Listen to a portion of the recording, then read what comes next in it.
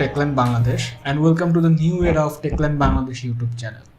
আজকে নিউ এরায় কেন স্বাগতম জানালাম, কারণ আপনারা কিন্তু যারা যারা আমাদেরকে এতদিন ধরে আমাদের চ্যানেলটা ফলো করছেন, আমাকে দেখে আসছেন বা পলককে দেখে আসছেন, আমরা কিন্তু প্রায় সময় ল্যাপটপ বা মনিটর বা কোনো কম্পোনেন্ট, সেটা হতে পারে কিবোর্ড, হেডফোন, এগুলো নিয়ে রিভিউ করছি। বাট টেকল্যান্ডের মেইন যে সফিস্টিকেশন, যে মেইন এইম পয়েন্ট, সেটা কিন্তু সবসময় পিসি বিল্ড, অর্থাৎ পিসি বিল্ডটাই কিন্তু সব থেকে স্ট্রং পয়েন্ট আমাদের। অ্যান্ড পিসি বিল্ডের ক্ষেত্রে কিন্তু আমরা দেখতে পারি যে অনেক জায়গায় অনেক ক্ষেত্রে সবাই কিন্তু হেল্প সিক করে বেড়ায় যে ভাই অমুকে একটা বাজেট আমার, প্লিজ একটা পিসি বিল্ড করে দেন বা একটা সাজেশন দেন, সেটা কোনো দোকানে হোক বা শপে হোক, বড় ভাইয়ের কাছে হোক বা কোনো বন্ধু বান্ধবের কাছে হোক।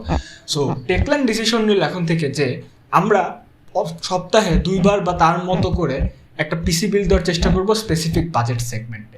যেহেতু নিউ এরার আজকে শুরু, তাই আমরা একটা মোটামুটি একটা বিল্ড দিয়ে শুরু করব, যেটা সবার জন্য কনভিনিয়েন্ট হবে অ্যান্ড মাস পিপল যেই বিল্ডটা চুজ করে।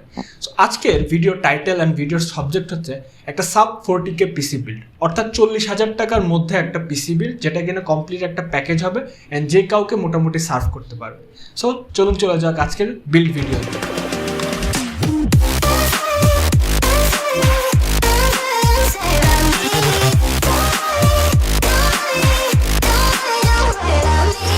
ওকে, পিসি বিল্ডের ক্ষেত্রে সব থেকে প্রথম আর মেজর ইকুইপমেন্ট যেটা, সেটা কিন্তু প্রসেসর, অর্থাৎ সিপিউর যে ব্রেইনটা, মানে প্রসেসর হচ্ছে গিয়ে ডেস্কটপের ব্রেইন হয়, এটাই হচ্ছে গিয়ে মেইন পয়েন্ট। আজকে আমাদের সাব 40K বিল্ডে কিন্তু কয়েকটা প্রসেসরের অপশন থাকে। এর মধ্যে আমার যেটাকে মোস্ট সুইটেবল মনে হয়েছে সেটা হচ্ছে, আপনারা দেখতে পাচ্ছেন AMD Ryzen 5 5600G। হ্যাঁ, 5600G, অ্যান্ড এটার কিন্তু আরেকটা কাউন্টার পার্ট ইন্টেল সিপিউ রয়েছে, যেটাকে 12412 জেনারেশনের কোর i5। এখন কথা হচ্ছে কোর i5 12400 কিন্তু অন পেপার সিপিউ পারফরমেন্সে এগিয়ে রয়েছে, তারপরে কেন আমি 40,000 টাকার নিচের এই সেগমেন্টে সিপিউ হিসাবে 5600G-কে চুজ করলাম? ওই কয়েকটা ভ্যালিড রিজন রয়েছে, আমি একটু বলি। আমরা কিন্তু আমাদের যে হচ্ছে গিয়া টেকল্যান্ডে যখন কোনো পারচেস হয় বা অনেক সময় অনেক পিসি বিল্ড হয়, ম্যাক্সিমাম স্ট্যাটিস্টিক্স ঘেটেই কিন্তু আমরা দেখতে পারি যে যারা 40K অথবা সাব 40K পিসি রেঞ্জে পিসিটা বিল্ড করে, তাদের ক্ষেত্রে কিন্তু ম্যাক্সিমামই দেখা যায় যে ওরা মাস কাস্টমার, অর্থাৎ 85% পিপলই কিন্তু আমাদের দেশে এই রেঞ্জে সব থেকে বেশি কমফোর্টেবল।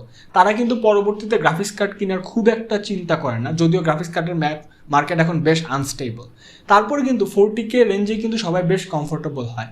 অ্যান্ড এখন যেটা আমি বলছিলাম, কোর i5 12400 কিন্তু অন পেপার সিপিইউ পারফরমেন্সে বেশ এগিয়ে রয়েছে, কিন্তু সাব 40K-তে কিন্তু আপনি চান একটা মোটামুটি অলরাউন্ডার পিসি, যেটাতে খুব একটা হ্যাসেল হবে না গ্রাফিক্স কার্ড ছাড়া। এখানে AMD মূলত কিকটা দিয়ে দিয়েছে, সেটা হচ্ছে Ryzen 5 5600G যে ভেগা গ্রাফিক্স রয়েছে, সেটা কিন্তু বেশ পাওয়ারফুল। অ্যান্ড আপনারা এখানে দেখতে পাচ্ছেন 6 কোর 12 থ্রেডের এই প্রসেসরটা, ইন্টেলেরটা মোটামুটি সেম স্পেসিফিকেশন, বাট ওটার কিন্তু অপটিমাইজেশন আরও বেটার, পারফরমেন্স বেশি। বাট ওটার যে গ্রাফিক্সটা ইউএসডি গ্রাফিক্স, ওটার তুলনায় কিন্তু এটা বেশ পাওয়ারফুল অ্যান্ড আপনাকে মোটামুটি স্পোর্টস কয়েকটা গেমও কিন্তু ভালো মতো FPS সার্ভ করে দেবে, যার জন্য আমি এই 5600G নিয়েছি, and which is a very good processor in the terms of graphics of course.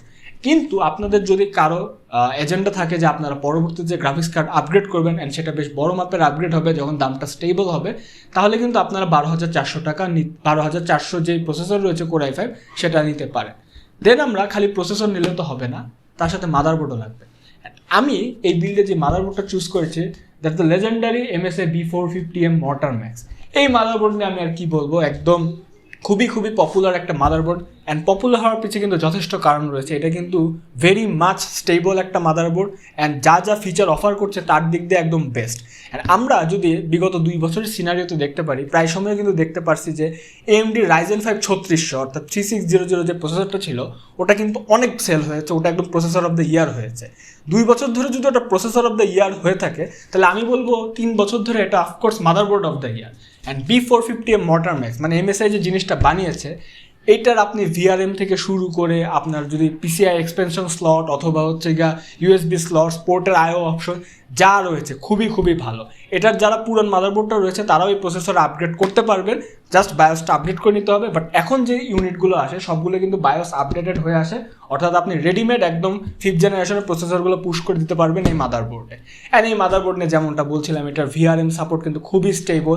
আপনি যে কোনো ফ্রিকোয়েন্সি, যে কোনো ভোল্টে আপনি ওভারক্লক করেন, এটা কখনোই আপনাকে হতাশ করবে না, একদম সুন্দর একটা স্টেবল পারফরমেন্স দিয়ে যাবে। কোনো ক্ষেত্রে কোনো আপনি ব্লু স্ক্রিন ডেথ বা তেমন কিচ্ছু দেখতে পারবেন না। অ্যান্ড আরেকটা ব্যাপার হচ্ছে এটার যে র্যামের সাপোর্ট, সেটা কিন্তু বেশ ওয়াইড ভ্যারাইটি, আর যে কোনো র্যামের যে কোনো ভোল্টেজে ওভারক্লকে এটা সাপোর্ট করতে পারে। So great motherboard. আপনারা, আমি একটু এখানে একটা ভালো খবর বলে রাখি, এই দুইটা মিলে কিন্তু আমাদের কস্টিংটা পড়ে মোটামুটি 28,000 টাকার মতো, which is a great deal. Motherboard আর সিপিইউ যাওয়ার পর তারপরে যদি কোনো জিনিসটা নিয়ে মানুষের কনসার্ন থাকে সেটা হচ্ছে র্যাম। অ্যান্ড সাব 40K বাজেটে কিন্তু র্যামের ব্যাপারেও আপনাকে বেশ সংবেদনশীল আর হিসাবিও হতে হবে। হুটহাট যে কোনো একদম সুন্দর দেখতে আমি একটা র্যাম নিয়ে নিলাম খুব বেশি মেগাহার্টজের, তা কিন্তু হবে না, সেটা আপনার পর্যাপ্ত সাপোর্টও দিতে পারে না। আবার 5600 জি প্রসেসর আমরা যখন চুজ করেছি, তাহলে এমন একটা কেপাবল র্যামও দরকার যেটা থেকে যাতে গ্রাফিক্স টানলেও, অর্থাৎ সিপিইউ যে ইনবোর্ড গ্রাফিক্স রয়েছে, অনবোর্ড গ্রাফিক্স, ওটা যদি মেমোরিটা শেয়ারও করে তাও যেন র্যামে কোনো চাপ না পড়ে। এর জন্য আমরা পিএনওয়াই এক্সেলারেটেড র্যামটা নিয়েছি। পিএনওয়াই এক্সেলারেটেড র্যামটা নিয়ে আমি কী বলবো, এটা একদম আমি গরিবের বন্ধু বলবো, কারণ অনেকেই কিন্তু এখন যেটা আমরা দেখতে পারি, অনেকে কিন্তু জি স্কিলের র্যাম প্রিফার করে অথবা কোর্সারের র্যাম প্রিফার করে। ওগুলো কিন্তু ব্র্যান্ড ভ্যালুর কারণে প্রাইসটা একটু বেশি হয়, অ্যান্ড যেটা নেয় সবাই স্যাটিসফ্যাকশনের জন্য নেয়, বাট দ্যাটস ফাইন। কিন্তু পিএনওয়াই এক্সেলারেট কিন্তু দেখা গিয়েছে যে পারফরমেন্স সেন্ট্রিক, অর্থাৎ ক্যাশ ল্যাটেন্সি বলুন বা হচ্ছে আপনারা ল্যাটেন্সি বলুন, সব দিক দিয়ে কিন্তু একদম ওই র্যামগুলোর অন পার, বাট এটার প্রাইসটা কিন্তু বেশ স্টেবল, অর্থাৎ ওগুলো থেকে কিন্তু বেশ দামটা কম। অ্যান্ড তাই আমরা পিএনওয়াই এক্সেলারেটের একটা 8GB স্টিক নিজেদের বিল্ডে লাগানোর জন্য নিয়েছি, অ্যান্ড এটার প্রাইসটা হচ্ছে 2900 টাকার আশেপাশে। দেন আমরা আরেকটা মোস্ট ইম্পর্টেন্ট পার্ট, যেটা কিন্তু প্যাসিভলি না, আমি বলবো অ্যাক্টিভলি একদম পিসির পারফরমেন্সকে কন্ট্রোল করে আর পিসির ফ্লুইডিটিটা কন্ট্রোল করবে। এই দামের মধ্যে আপনারা অনেকেই কিন্তু চান যে 40,000 টাকার নিচে আমরা একটা বিল্ড করব যেটা দিয়ে আমি বেশ ফ্লুয়েন্ট একটা পারফরমেন্স আমি ডিজার্ভ করি, অ্যান্ড সেটা যেন পাও। সেটার জন্য কিন্তু মেইন যেই পারফরমেন্সের যে ব্যাপারটা নিয়ন্ত্রণ করে, সেটাকে আমি মনে করি এসএসডিটা।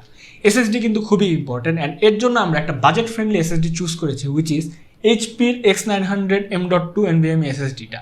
এটা কিন্তু 250 GB একটা এসএসডি। আপনারা যদি 40,000 টাকা বাজেটের বেশি থাকে বা আপনাদের যদি স্টোরেজ বেশি হয়, সেক্ষেত্রে কিন্তু আপনারা অন্য অপশনও যেতে পারেন। এইচপির এসএসডিটা কিন্তু আমি যতটুকু বেঞ্চমার্ক দেখেছি বা আমি নিজেও ইউজ করেছি, এটা কিন্তু বেশ ভালো, আর বলার এটা বাকি থাকে না যে এইচপি কিন্তু একটা গ্লোবালে ভেরি পপুলার একটা ব্র্যান্ড। তো এটা কিন্তু আপনারা মোটামুটি 3300 টাকার আশেপাশে পেয়ে যাবেন। সো আমি আমার এই বিলটার জন্য এটা আমরা চুজ করেছি। দেন আমরা একটু পাওয়ার সাপ্লাই চলে যাই। পাওয়ার সাপ্লাই কিন্তু very much important, and sub 40K-তে আমরা চেষ্টা করেছি যতটুকু সম্ভব কম্প্রেস করে ভালো মানের জিনিসটা নেওয়া যায়। এর জন্য আমি যে পাওয়ার সাপ্লাইটা চুজ করেছি সেটা হচ্ছে গিয়া ফার্স্ট প্লেয়ারের ডিকে একটা পাওয়ার সাপ্লাই, ডিকে সিরিজে, যেটা হচ্ছে গিয়া 300 ওয়াটের একটা পাওয়ার সাপ্লাই। এই বিল্ডের জন্য কিন্তু আপনার 300 ওয়াটের বেশি লাগবে না। অ্যান্ড বলে রাখি, এটা রেল বাই রেল আমি পাওয়ার চেক করেছি, মেইন ফ্যাক্টরটা কিন্তু ইয়েলো রেল, অ্যান্ড ইয়েলো রেলটা কিন্তু বেশ ভালো পাওয়ার আউটপুট দেয়। এখানে 300 ওয়াটের মধ্যে প্রায় 270 ওয়াটের মতো ইয়েলো রেলের আউটপুট পাওয়া যায়। সো যাই হোক, এটার আমি চুজ করার আরেকটা কারণ হলো এটার ওয়ারেন্টিটা রয়েছে যেমন, অ্যান্ড তার উপরও এটার প্রাইসটা কিন্তু খুবই হাতের নাগালে, মাত্র 1950 টাকার মধ্যে আপনারা এই পাওয়ার সাপ্লাইটা পেয়ে যাবেন, অ্যান্ড উইচ ইজ গুড আর কি। আমি হচ্ছে গিয়ে এক্সপিরিয়েন্স করে কোনো কমপ্লেন পাইনি। সো আমি এই ফার্স্ট প্লেয়ারের ডিকে ব্র্যান্ডের পাওয়ার সাপ্লাইটা এটার জন্য বিলটার জন্য চুজ করলাম। দেন লাস্ট আমরা যে জিনিসটা অপেক্ষায় আছি সেটা হচ্ছে গিয়ে কেসিং। আমার পাশে কিন্তু আপনারা অলরেডি একটা কেসিং দেখতে পাচ্ছেন। কেসিংয়ে আমি একটু আমার লাইমলাইটটা ফেলার আগে আমি একটা কথা বলবো, সেটা হচ্ছে কেসিংটা কিন্তু নিতান্তই পার্সোনাল একটা প্রিফারেন্স, পার্সোনাল একটা চয়েস। অনেকেই কিন্তু দেখা যায় যে একটা মোটামুটি বিল্ড করেছে, বাট তার চোখের শান্তি, মনের শান্তির জন্য একটা বেশ ভালো মাপের একটা কেসিং নিয়েছে যেটা দামটা একটু হাই থাকে। আবার অনেকে দেখা যায় যে না, কেসিংয়ে আমি অত টাকাটা খরচ করবো না, এর থেকে আমি ইকুইপমেন্ট আপগ্রেড করি। অনেকে হোয়াইট কেসিং প্রিফার করে, অনেকে ব্ল্যাক কেসিং প্রিফার করে, কারো মেশ দরকার নেই, ফ্ল্যাট দরকার। কেউ আবার হচ্ছে অনেকে আমি দেখেছি যে টেম্পার্ড গ্লাসও প্রিফার করে না। বাট আমার আজকে বাজেটের মধ্যে একটা কেসিং আটাতে হবে, এর জন্য আমি যে কেসিংটা প্রিফার করেছি 7-5 বিচার করে, সেটা হচ্ছে অ্যান্টেকের এই GX202 কেসিংটা। এই কেসিংটা কিন্তু আমার বেশ মনে ধরেছে, কারণ আমি যেটা দেখতে পারি এই বিল্ডের জন্য কিন্তু অত হাইফাই কেসিং দরকার নেই, কারণ এটা প্রসেসরের সাথে যে কুলার আসে সেটা বেশ ভালো, অ্যান্ড তাছাড়াও এটা যে কুলারটা অফার করছে প্রি ইনস্টল, সেটাও কিন্তু আমার বেশ মনে ধরেছে।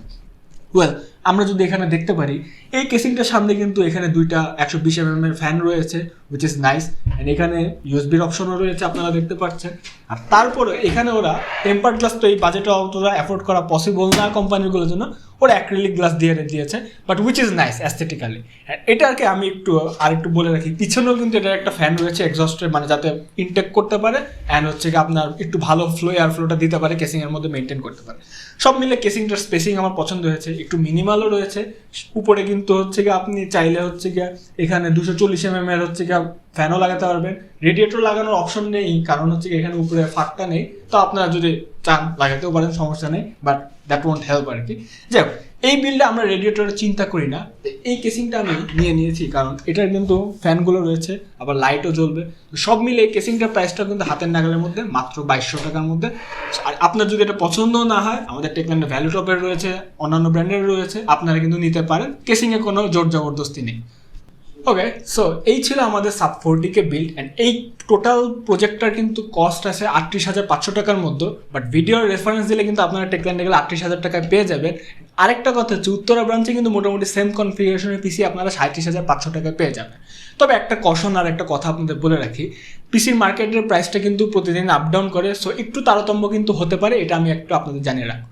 এখন কথা হচ্ছে, এই সাব 40K পিসি নেওয়ার জন্য যারা নিতে চান, কতটা ওয়ার্থ ইট হবে?